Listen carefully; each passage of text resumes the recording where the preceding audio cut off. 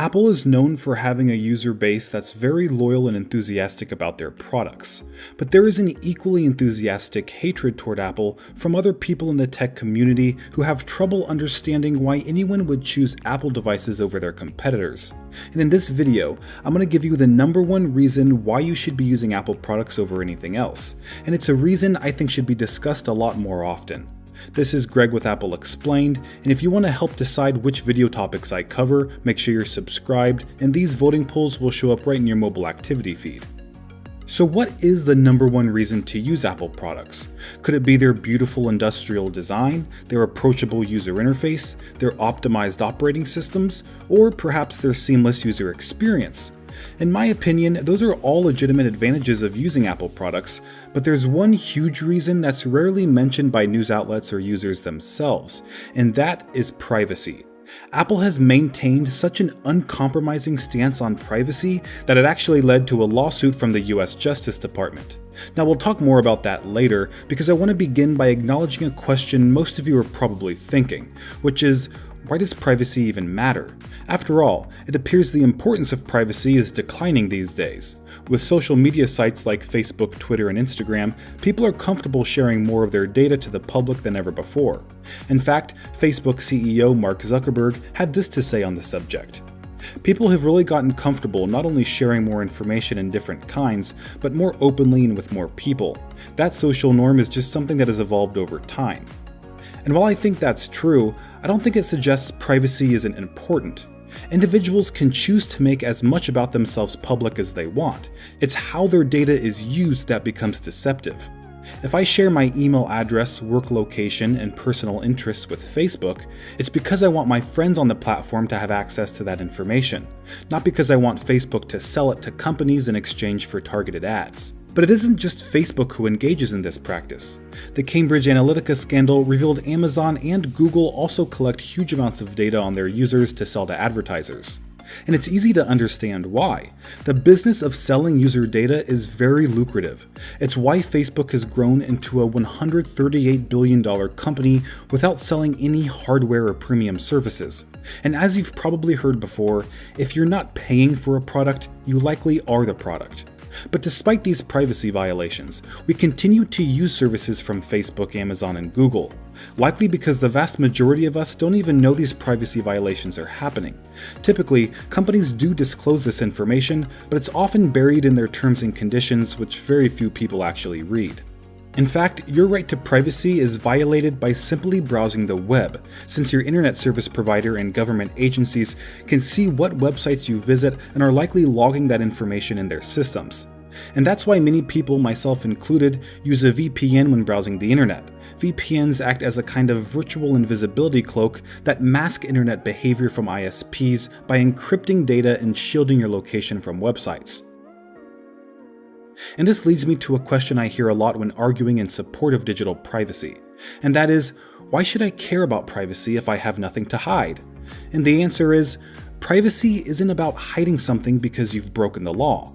Privacy is about having the right to withhold information in certain circumstances to prevent misuse and misappropriation. For example, most people prefer to keep personally identifiable information like their social security number, address, and bank information private, not because they're doing something bad, but because something harmful like identity theft could be done to them if that information were public. And in more extreme circumstances, data has been used against citizens by totalitarian governments. From 1950 to 1990, East Germany had a so-called security agency that consisted of 90,000 spies and about 200,000 informants. The agency kept detailed records on hundreds of thousands of their citizens and used this information to psychologically harass, blackmail, and discredit people who opposed the despotic regime. Keep in mind, this was all before the internet existed. That's why today, the system of mass surveillance happening in countries like the US is extremely dangerous. No one can predict how this information will be used by future administrations or by foreign governments who successfully steal data from the US, which has happened, by the way. And if you think your data is safe with corporations since they operate outside the government, you would be mistaken. Here's a list of 21 of the biggest corporate data breaches, most of which occurred in the past 10 years and affected billions of people.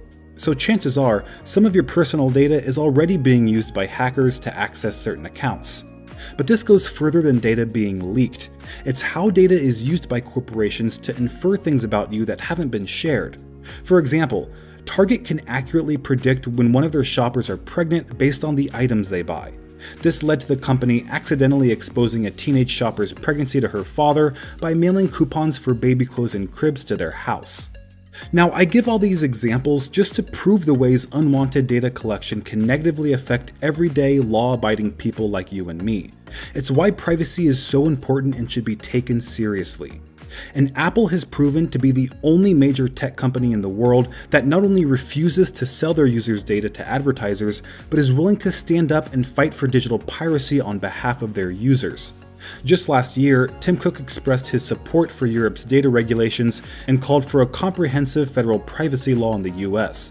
And this position on privacy is nothing new for Apple. Steve Jobs shared the same beliefs when he was CEO. We've always had a very different view of privacy than some of our colleagues in the Valley. We take privacy extremely seriously. And so, as an example, before any app can get location data, we don't make it a rule that they have to put up a panel and ask, because they might not follow that rule. They call our location services and we put up the panel. Yeah. Privacy means people know what they're signing up for. And some people want to share more data than other people do. Ask them. Ask them every time. Make them tell you to stop asking them if they get tired of you asking them. Let them know precisely what you're going to do with their data. So it's clear that Apple is satisfied making money from hardware and services rather than advertising. But their privacy policy is so strict that some people think it actually stunted the growth of Siri. Supposedly, after it was introduced, Siri improved rapidly and was on track to outperform competing voice assistants entering the market. But after some time, Apple realized Siri was sharing data with multiple third-party apps, which they decided was dangerous and violated their users' privacy. So Apple re-engineered the voice assistant, and that's when it began to lose ground to its competition.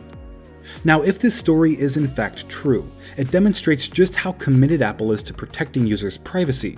But perhaps an even more convincing case happened in 2016 when the FBI asked Apple to unlock an iPhone that was used by a terrorist in the San Bernardino shootings in an attempt to find more information about their contacts or affiliations. But Apple declined, saying, "The implications of the government's demands are chilling. If the government can use the All Writs Act to make it easier to unlock your iPhone, it would have the power to reach into anyone's device to capture their data." The FBI subsequently sued Apple for non-compliance and claimed that the software would only be used to unlock one iPhone. But it was later discovered that the agency had over 200 iPhones ready to be unlocked using the tool. Which actually proved Apple's point when Cook said, "The US government has asked us for something we simply do not have, and something we consider too dangerous to create. They have asked us to build a backdoor to the iPhone." Now, in the end, the FBI supposedly found another way to unlock the device and didn't need Apple's help after all. And if you're wondering why other tech companies like Microsoft or Google haven't had similar run-ins with the FBI, it's because they're known to have incorporated backdoors into their services for government access, something Apple refuses to do.